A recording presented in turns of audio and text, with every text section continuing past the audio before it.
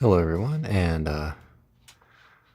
welcome to our live stream here.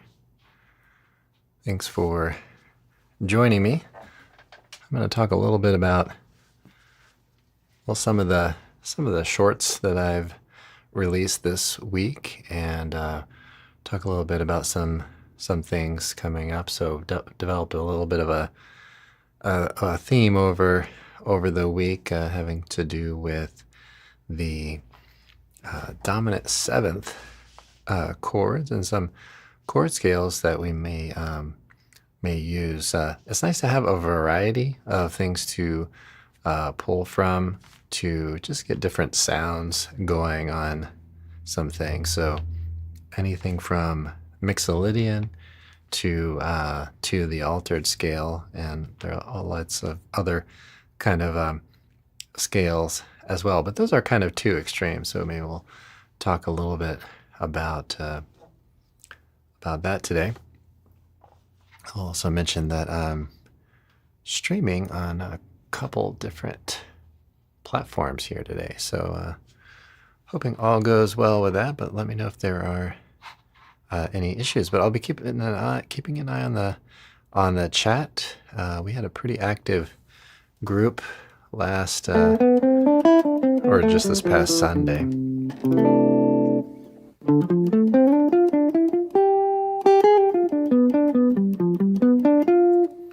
So what type of what do you all think about when you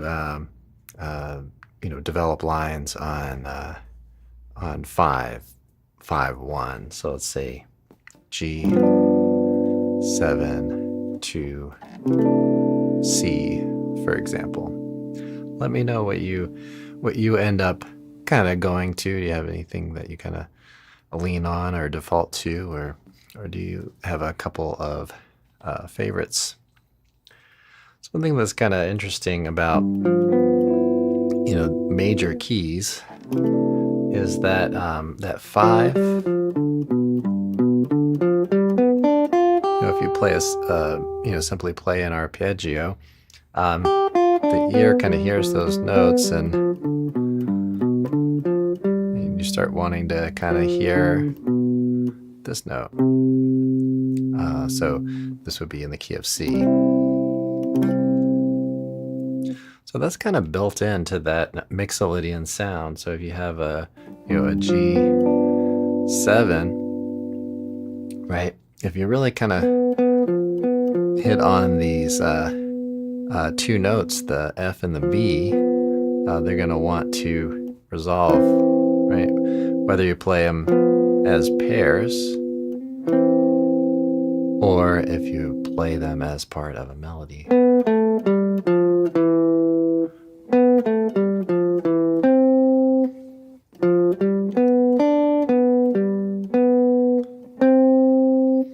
Right, so we get all that.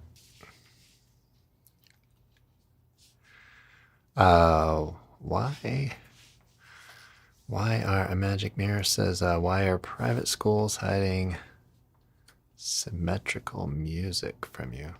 You'll have to expand on that. Let me know what you mean by that.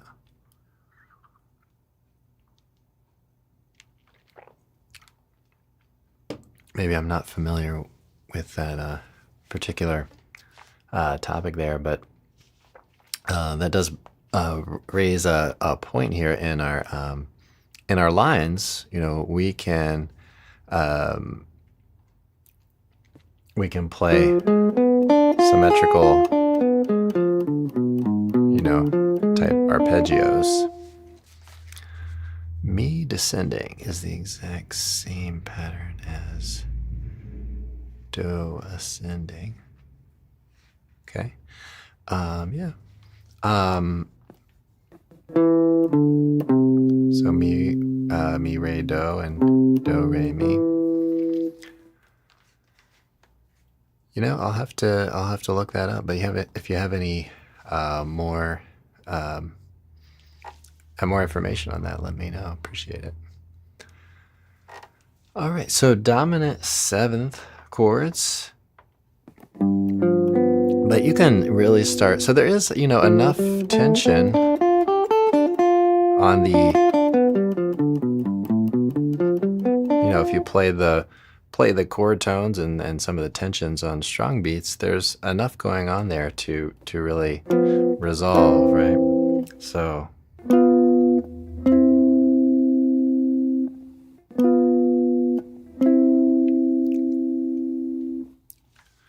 all right, yeah, thank you, Magic Mirror, for that.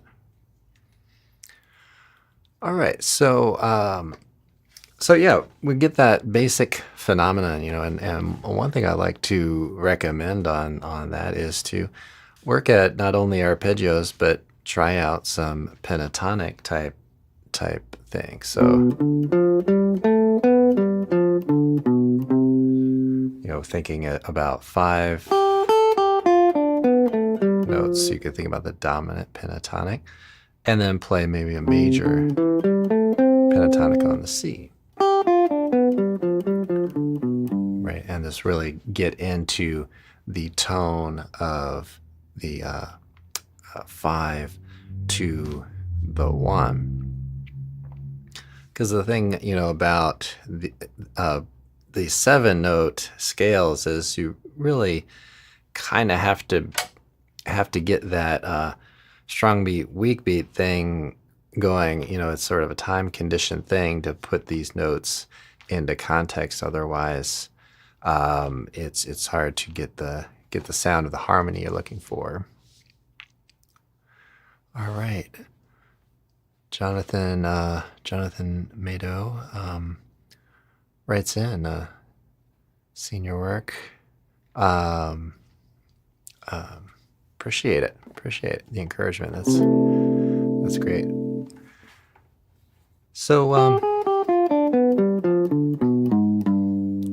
so once you kind of get into all that, then you may try to branch out into some other kind of cool things. So I'd recommend starting with major if you're looking for a starting place, and just kind of getting into that fa and ti, going to mi and do.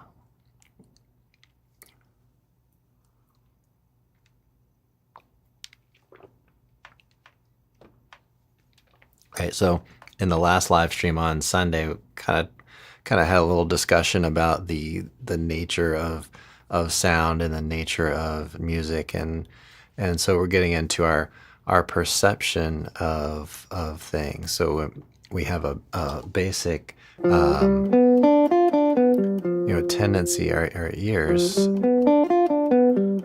tend to hear this as something that feels unresolved, and then we'll hear that as something that is resolved. So mastering that really essential pattern of the 5-1 is a really kind of important thing. And so if you're starting with major scales, check out this scale, which would be the if you take and apply the harmonic major and apply that to the 5 chord, so you get a mixolydian with a flat 9.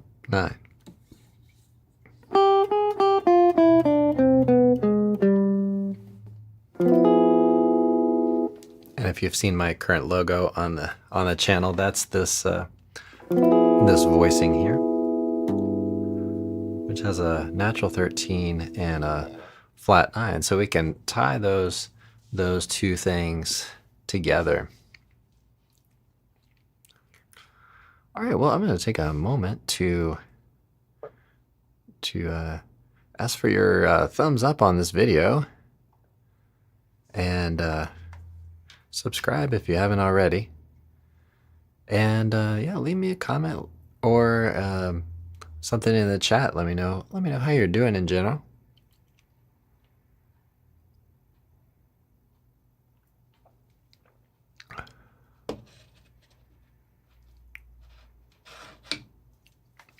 Okay, we've got a Bob Marley quote. I was pretty big into Bob Marley. I mean, I still love his music. I'll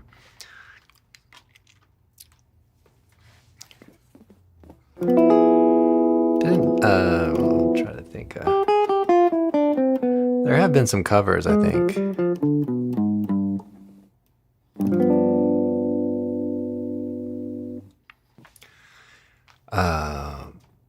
The Lost Rights Planet Caravan.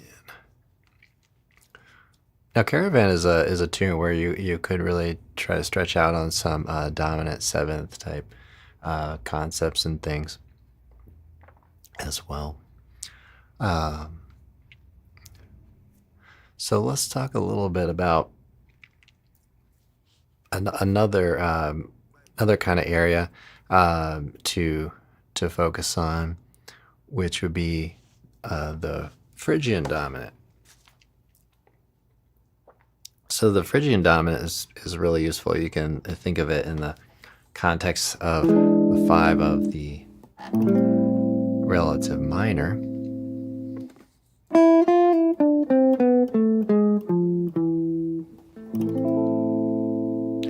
But you can also apply it to the 5 of the major as well.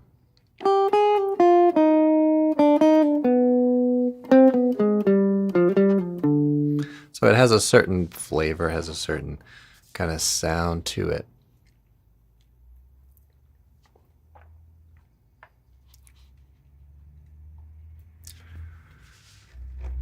So let's just talk about some of the scale types and some of the modes that you can kind of pull from on that.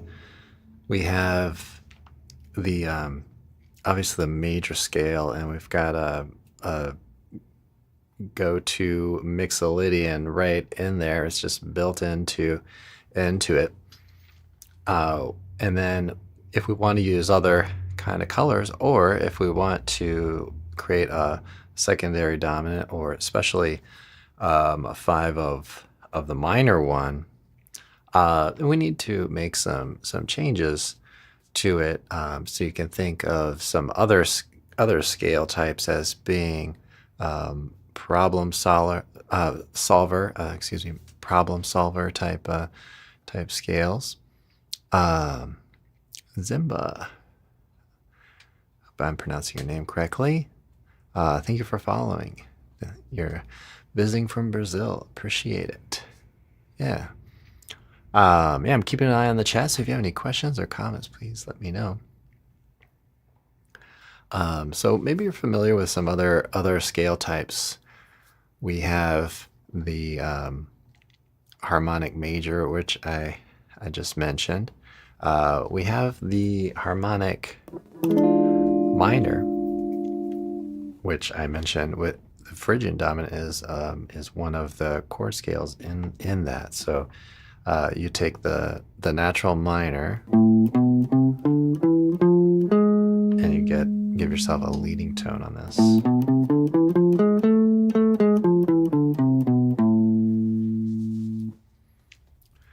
Okay, so we've got harmonic major, which gives us a nice way to handle maybe some of the Cole Porter repertoire and tunes, where you might have a minor 7 flat 5 and a G7 flat 9, and it resolves to C.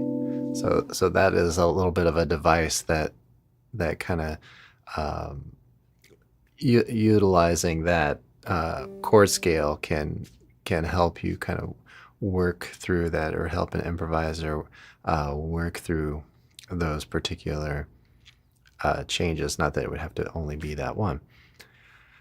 And then the harmonic minor is really great for just kind of staying in minor and then creating a leading tone back to the minor, right? So if we strictly are in, let's say, key of A minor, so no sharps, no flats, and then we play G, natural and a D, that's not going to draw us to A minor, and our ear won't experience that as a tonic. But if we change the G to a G sharp, then we have the tritone interval, which helps us to hear the A minor as a tonic, right? So it's not really built into the key signature, so we can use those tools. So you think about dominant seventh, some of the dominant seventh chords, chord scales, as tools to help you achieve certain things, create a certain tension to a certain note, so that the music sort of, in a sense, gravitates to that.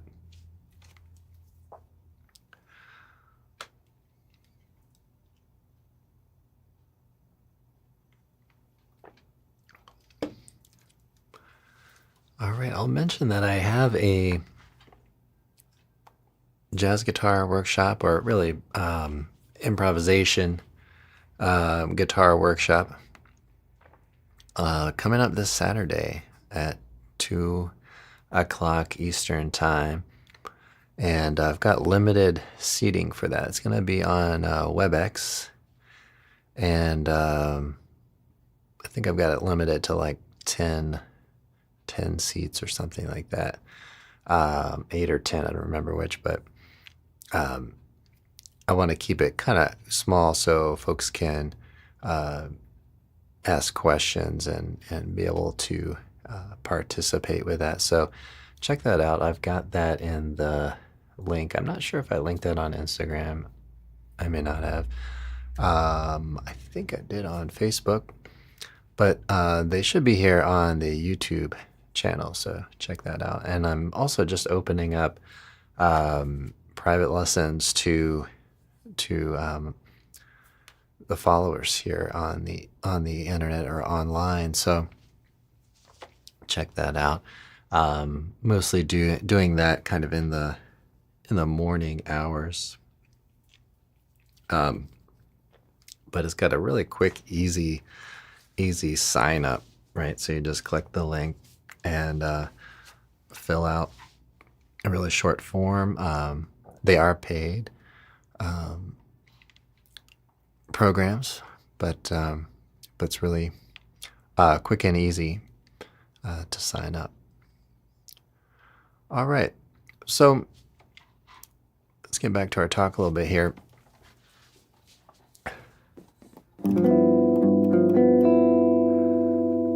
So another one of those kind of problem solver, you might say,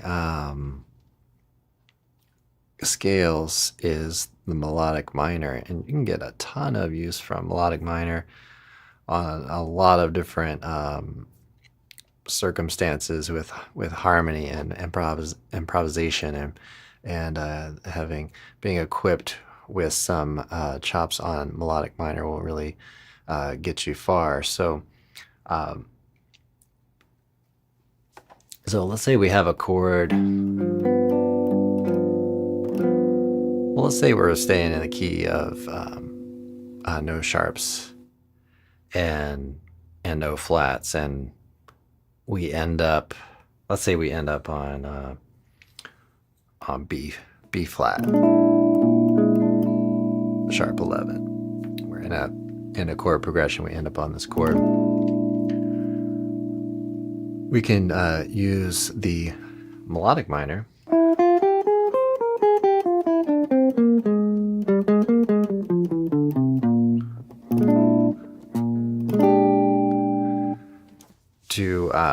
to outline a sharp 11, natural 13, and natural 9. So that's a really a nice circumstance where you can kind of pull from that. Another one is the superlocrian, or it was commonly called the altered scale. And this gets into a little bit of what we talked about on the channel last week, which is the tritone substitution.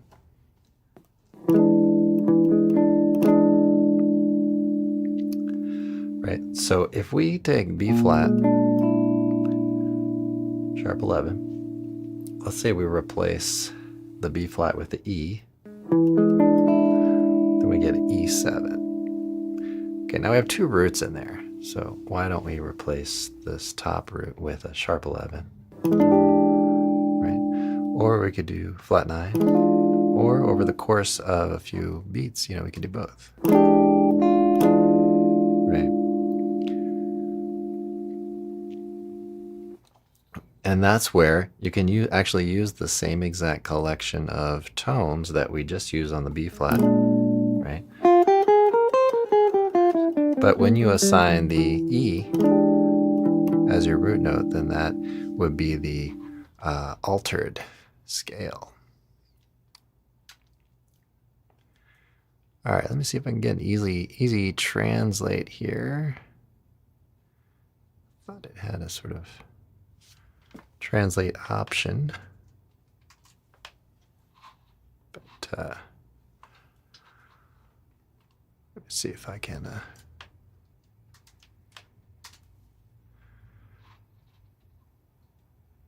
translate.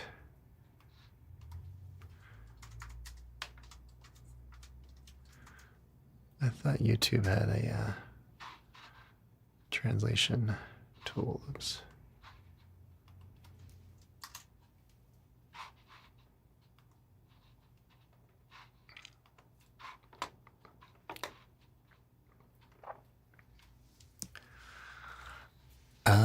Let's see. Epiphone. Let me get the headstock in here for you. Thanks for asking. This is an Ibanez. It's an Ibanez AS200. I think from the late 2010s, I believe.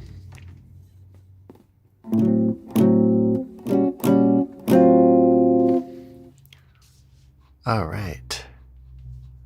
Thanks for your question. And I am sorry if I having trouble reading some of the comments. But thank you for writing in. I'll try to get a translate going when I can. Okay, I Make Things says, hello there. Hello, how's it going? Thanks for joining. Do appreciate it. So I'll be live streaming on Wednesdays, schedule permitting. Wednesdays at 10:30 a.m. Eastern Time, and also Sundays, 10:30 a.m. Eastern Time. And I'm just starting a jazz guitar workshop online.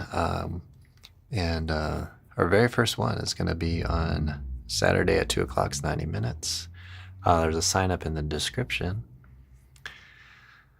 And but limited seating, limited availability. But that's something. I think we'll see how the interest goes in it, and I may do a little bit of that. I'd like to see it go into kind of a weekly sort of thing. Hi Ben, how's it going? I've got take 5 on the channel. I did do a video a ways back, so check that out. I Make Things says, my weird for having a whammy on a bass. What do you think? I say go for it if you like it. Yeah, it's funny. I've never even thought about that. Yeah, I'd have to ask John, my bass player friend, who we do some duo talks here, what his thoughts are on that. I don't know. I would say if you like it and think it's cool, to go for it. I'm not sure if you'd get into any technical problems with that. I mean, you do have probably, some tension issues with that.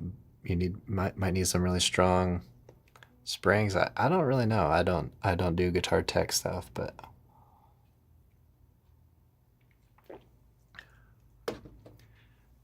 I generally try, though. It doesn't stop me from trying, but soldering and doing some of those stuff. Some of those things. Sometimes I just gotta stay away from that.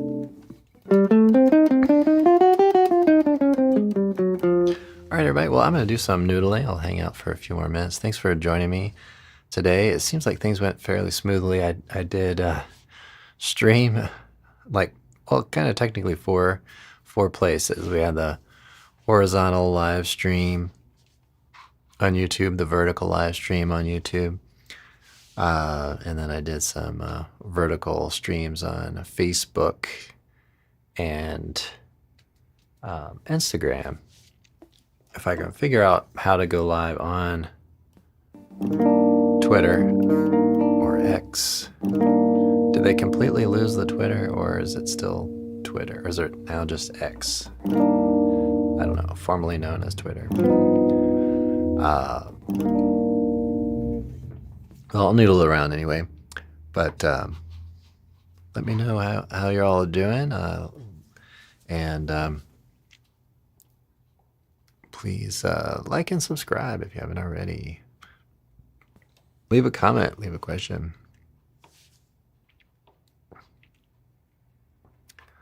I make things says the only problems were with the bridges and the tension mainly. Yeah, that's what I would think. And finding someone who makes that, or if you could machine it yourself. Yeah, that's a good question. I'm gonna ask my friend John on that. Hopefully, I'm gonna get him back on some of these live streams and things. And if I can get this guitar workshop up and running here, and get some interest in it,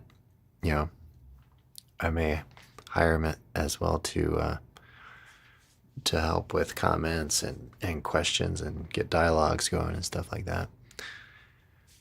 Keep me from rambling, maybe. All right.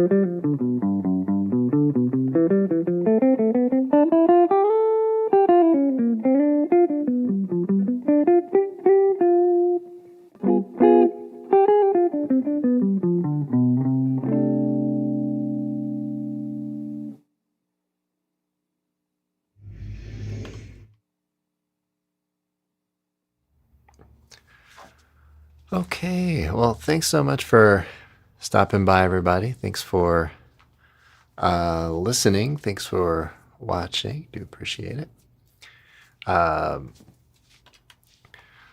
Subscribe and like.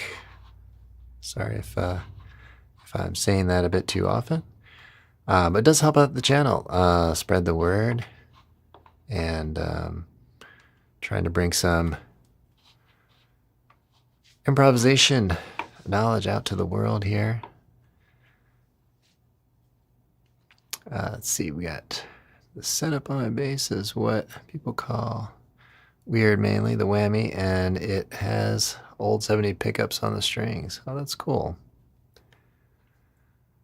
That is pretty neat. I would say that's pretty awesome. Love to see that. All right, everybody. Thanks again. I'll be back on Sunday morning, 10:30 Eastern time. Keep an eye out for some shorts. I'm trying to get shorts out pretty much daily. Planning to record a chord melody on Crimea River. I've got a little bit of a simple arrangement going for that. And so I'll have that out, I'm hoping, in a couple of days. I'll